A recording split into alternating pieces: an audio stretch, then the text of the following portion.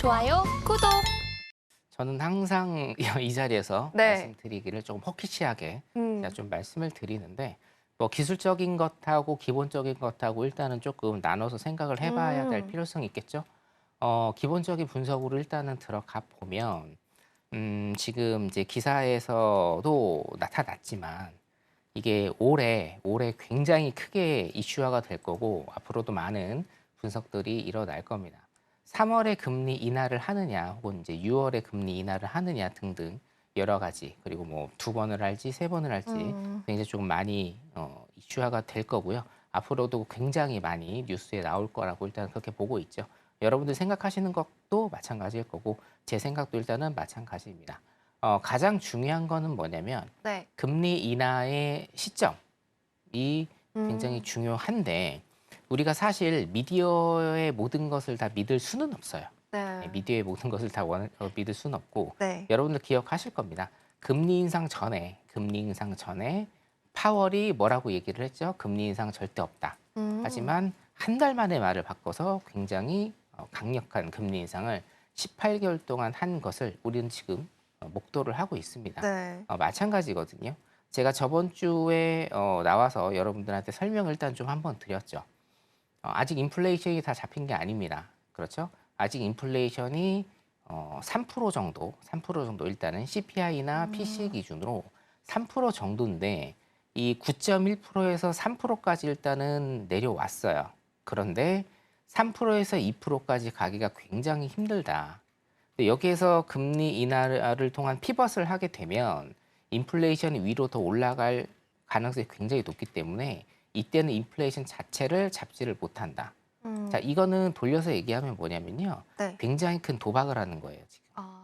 인플레이션 2% 정도, 2%까지 일단 인플레이션을 잡겠다고 얘기를 했잖아요. 네. 근데 인플레이션이 2%까지 오지도 않았는데 지금 여기에서 피벗을 해서 돌려버린다라는 건 더 큰 재앙을 일단은 불러일으킬 수도 있다라고 저는 항상 생각을 해요. 그래서 여러분들 기사를 쭉 잘 보시면 네.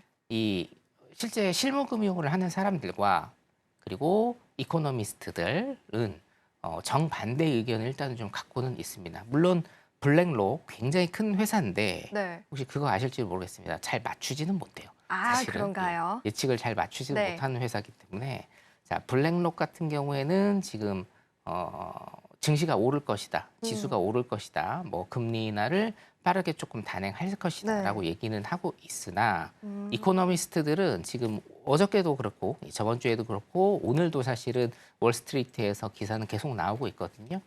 3월에 금리 인하하는 것은 굉장히 빠르고 위험하다라는 그런 칼럼들도 굉장히 좀 많이 나오고 있기 때문에 굉장히 팽배하다. 월가에서도 팽배하다. 그러니까 단언코 3월에 한다, 6월에 한다, 그리고 경기 침체가 온다, 오지 않는다라는 것을 우리가 확답을 하기에는 굉장히 좀 어렵다라고 여러분들이 그렇게 열린 마음으로 일단은 보셔야 됩니다. 아. 근데 제가 항상 강조드리는 그 프레임은 있죠. 네. 뭡니까? 금리 인상을 급격하게 하게 되면 네. 그 금리 인상으로 인한 부작용이 절대적으로, 필연적으로 나오게 돼 있다는 얘기예요. 그게 뭐죠? 실업률의 상승이죠. 실업률의 상승. 실업률의 상승으로 인해서 이제 고용이 안 좋아지고 실업률의 상승으로 인해서 노동자들의 급여가 줄어들게 되고 실직도 하게 되면 네. 그게 바로 이제 경기 침체다. 경기 어. 침체를 확인하고 나서 각국의 중앙은행들은 피벗을 하게 돼요. 네. 그때 금리 인하를 하게 돼요. 자, 그러면 여기에서도 포인트를 여러분들이 좀 잡으셔야 되는 건 뭐냐면 네. 왜 이렇게 늦게 하느냐. 네. 그렇죠? 인플레이션이 쭉 오른다라고 하면 그때부터 금리 인상을 해서 짓누르고 경기 침체가 올 것 같다라고 하면 어떻게 하겠습니까? 금리 인하를 하면서 어떻게 해야 돼요? 경기를 끌어올려야 되는데 네. 왜 소위 얘기해서 자꾸 뒷북치는 것처럼 그렇게 늦느냐라는 거죠. 네. 굉장히 간단해요. 중앙은행은요. 네. 소규모가 아닙니다. 음. 한 나라의 국가 경제를 책임지는 정부보다 중앙은행이 한 나라의 경제를 책임지는 그런 역할을 하고 있는데 네. 선제적으로 공격과 방어를 할 수 없어요. 절대로. 아. 모든 데이터를 다 보고 분석을 하고 지켜본 다음에 안전하게 정책을 내놓는 거예요. 그게 바로 중앙은행에서 하는 통화 정책입니다. 어떻게 보면 좀 대응하는 그렇죠. 입장에서 예, 다가가는 맞습니다. 건가요? 선제적으로 공격은 하지 못해요. 왜냐?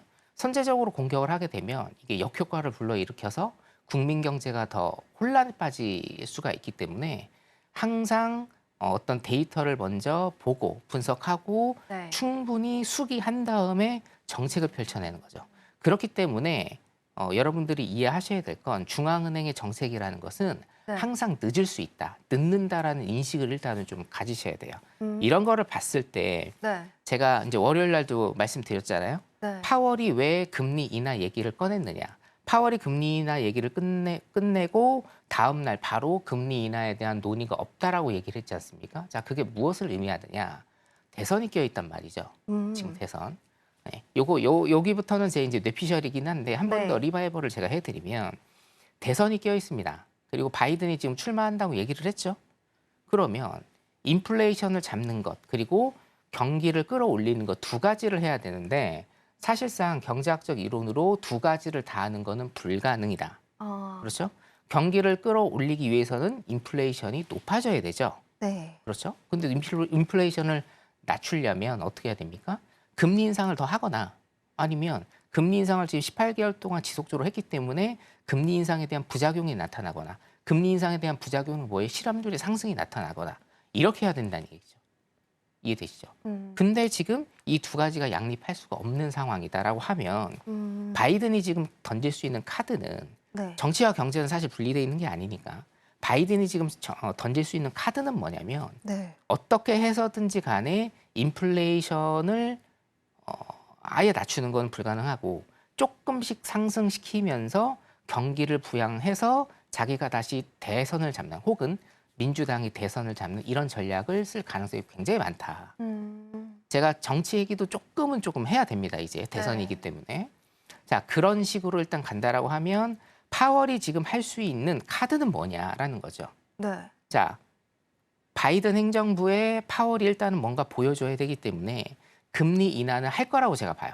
금리 인하를 하냐 안 하냐, 네. 3월에 하냐 6월에 하냐 이거를 여러분들이 저한테 여쭤보신다라고 하면 금리 인하는 합니다. 왜? 그렇게 얘기를 했고 네. 금리 인하 한다고 얘기를 했고 지금 정부에서 원하는 거는 금리 인하해서 경기를 어떻게 해서든지 부양하는 걸 목적으로 하기 때문에 금리 인하는 할 것 같다. 그리고 제 사견으로는 3월에 할 것 같다. 왜냐? 그래요? 네. 이유가 있는데 네. 빨리 매를 맞는 거죠. 아. 3월에 일단 금리 인하를 한다라는 그런 우리가 이제 썰이라고 하는데요. 네. 그런 바람만 일단은 잡아도 뭐가 오르죠, 여러분? 제가 계속적으로 강조드린 기대 인플레이션이 올라요. 인플레이션은 기대 인플레이션이 정말 무서운 거다라고 제가 말씀을 드립니다. 한 번만 조금 더 말씀을 드리면 굉장히 많이 말씀을 드렸는데 네. 예를 들어서 내가 옷 가게를 해요. 옷 장사를 하는데 이 옷이 이번 달에는 10,000원인데 네. 다음 달에는 20,000원이 될 것 같아요. 그럼 앵커님 같은 경우에 이 옷을 시장에다 내놓습니까? 안 내놓습니까? 지금 안 내놓고. 안 내놓죠. 네. 왜냐? 지금 안 내놓으면 똑같은 수량만큼 다음 달에 2배 이득을 얻을 수 있기 때문에 이게 기대 인플레이션인데 자 보세요. 20,000원으로 올랐어요? 안 올랐어요? 안 올랐어요. 네. 안 올랐는데 내가 20,000원으로 오를 것 같다라는 그 기대 심리가 지금 내 행동을 지배해서 지금 내가 시장에 옷을 공급 안 하게 되죠. 이게 굉장히 무서운 거예요. 1970년대와 1980년대를 우리가 잘 봐야 된다라고 계속 이제 말씀을 드리는데 네. 폴 볼커 의장 시절에 폴 볼커가 실수를 하나 했다라고 제가 하나 말씀드렸습니다. 인플레이션 금리 상승으로 인해서 인플레이션이 잡히는 것 같으니 네. 금리 인하를 해버렸어요. 이건 제가 방송에서는 몇 번 말씀 안 드렸는데 네. 그러니까 어떻게 됩니까? 기대 인플레이션이 오르면서 네. 다음 달, 다다음 달 인플레이션이 올라버렸습니다. 이해되시지 무슨 얘기인지. 그래서 기대 인플레이션이 굉장히 중요한데 자, 파월은 제 생각에는 사견입니다만 사견임을 전제로 3월에 금리 인하를 밀어붙일 가능성이 굉장히 크다. 왜? 먼저 매를 맞아야 돼요. 3월에 금리 인하가 된다라는 그런 바람만 잡아도 2월, 3월, 4월 미시건대 기대 인플레이션이 급등을 할 가능성이 많고 기대 인플레이션이 급등을 하면서 실제로 실물 경기 CPI와 PCE가 오를 가능성이 굉장히 많습니다. 자, 그러면 파월 입장에서는 어떻게 해요? 자, 파월은요, 여러분, 네. 인플레이션을 잡으려고 하는 거예요. 대선이요? 모르겠습니다. 하지만 가장 중요한 건 2022년 8월 잭슨홀 미팅 때 파월이 한 얘기가 있기 때문에 인플레이션을 지금 자기가 잡으려고 하는 거거든요. 인플레이션을 잡으려고 하는데 대선이 껴있다는 얘기죠. 인플레이션 올려야 돼요. 경기를 부양시켜야 돼요. 어떻게 구멍이 없는 겁니다. 빠져나갈 구멍이 없거든요. 그러면 3월에 금리 인하 일단 단행하면 네. 4월, 5월에 3, 4, 5월에 분명히 기대 인플레이션이 오르면서 CPI와 PCE가 요동을 칠 겁니다. 자, 그때 인플레이션이 올라요. 그러면 금리 인상을 해요, 말아요? 금리 인하를 합니까? 못하죠. 네. 금리 동결이나 아니면 최악의 경우는 금리 인상을 하게 될 겁니다. 왜? 또 금리 인상하겠죠. 왜? 인플레이션이 오르니까. 그러면 그때 파월이 금리 인하를 안 하고 금리 동결이나 금리 인상을 한다라고 해서 누가 욕할 사람이 있을까요? 절대 없죠. 오히려 이미 지표로 나와 있으니까요. 오히려 제2의 인플레이션 파이터, 인플레이션 사냥꾼으로 그렇게 지칭을 받을 영웅의 그런 포지션에 갈 영웅, 예, 영웅의 가능성이 포지션. 굉장히 높다라고 네. 저는 사실은 분석을 해요. 그렇게. 어, 그렇기 때문에 자, 3월에 금리 인하를 단행할 가능성이 굉장히 높아 보이고 정말로 금리 인하를 할 것 같아요. 0.25를 하든 0.5를 하든 상관없습니다. 금리 인하를 단행을 해서 연준의 스탠스가 지금 피벗으로 가고 있다라는 이 뉘앙스만 던져줘도 시장은 요동을 칠 것이고 인플레이션은 오른다. 그 다음에는 제가 말씀드린 이 시나리오대로 아마 가지 않을까. 자, 그러면 여기에서도 여러분들이 딱 네. 짚으셔야 될 건 뭐냐. 자, 차트 잠깐 보도록 하겠습니다. 기술적 분석을 일단 해드리면 제가 10,000포인트에서 8,000포인트까지 일단은 건드릴 수 있다라고 작년부터 계속적으로 말씀을 드렸어요. 그죠? 네. 자, 여기에서 반등 주는 것도 제가 다 말씀을 드렸고요. 밑으로 일단은 가게 될 것이다라고 제가 일단은 예측을 드렸는데 물론 예측은 예측입니다만 네. 여러분들이 2024년에 정말 알아두셔야 될 건 뭐냐면 2023년부터 굉장히 가파르게 70% 정도 일단 올랐습니다. 나스닥 같은 경우에는. 그런데 크게 수익을 내신 분들은 없다. 왜? 제가 항상 강조드리다시피 매수장에는 돈 버는 사람이 별로 없습니다. 자, 심리를 제가 말씀드렸죠. 매수장에서는 네. 이 정도 올랐으니까 내릴 거야. 너무 많이 오른 거 아니야? 이제는 내리겠지라는 그런 심리가 작동을 하기 때문에 진입을 못해요. 네. 자, 그런데 정말 여러분들이 수익 청산을 하시는 건 어디냐? 매도장입니다. 매도장. 2022년에 했던 이런 매도장.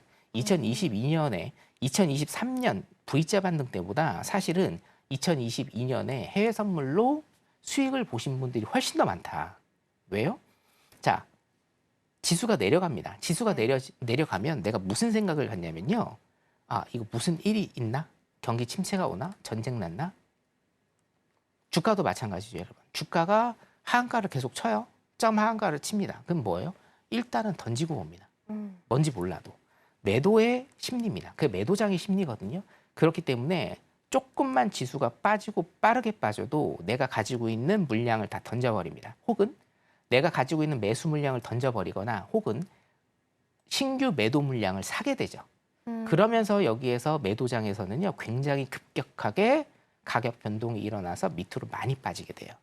그래서 사실상 네. 우리가 일반 투자자의 입장에서는 매수장보다 매도장, 2022년에 매도장에서 여러분들이 큰 수익을 낼 가능성이 크고, 자, 중장기적으로 일단은 보여드리도록 하겠습니다. 오늘은 어차피 조기 종료이기 때문에 여러분들 매매 안 하시는 게 제일 낫고, 제가 왜 아까 매도를 들었느냐. 중장기적으로는 여러분, 이게 지수가 밑으로 빠질 가능성이 굉장히 크다라는 거예요. 물론 초반에는 일단은 오를 겁니다.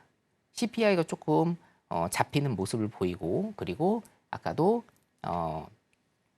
금리 인하를 일단은 금리 인하에 대한 뉘앙스만 줘도 시장은 일단은 시장 참여자들이 이 지수를 끌어올릴 가능성이 굉장히 크다.